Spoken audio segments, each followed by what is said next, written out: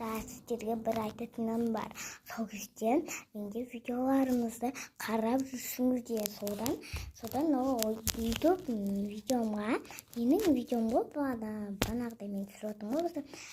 Соған мынандай алдында бар ғой, анандай бірдеңе шашады, сосын анандай үстіне бірдеңе түсіп жатады ғой, не ана су қоясың, сосын астына фонарик жағасыздар, сосын дейтін кеше істедік қой, мынандай бокалға, осындай бокалға істесіздер, күшті шықты, прям күшті шықты.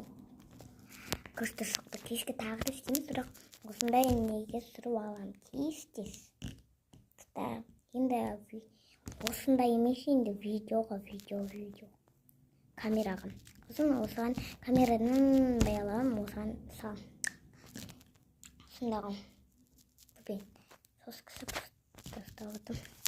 Сосын сондағы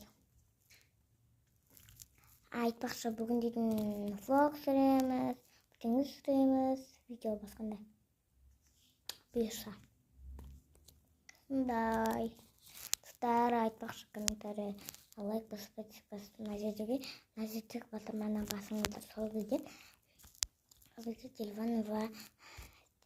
Телефанова дейтін жеті деп жазсаңыздар болды. Болды. Айтатыным. Телефанова Айдана алтынша жеті деген бірінші жеті сан қоясыз. Жеті деп жазбайсыздар, тек қана жеті сан қоясыздар.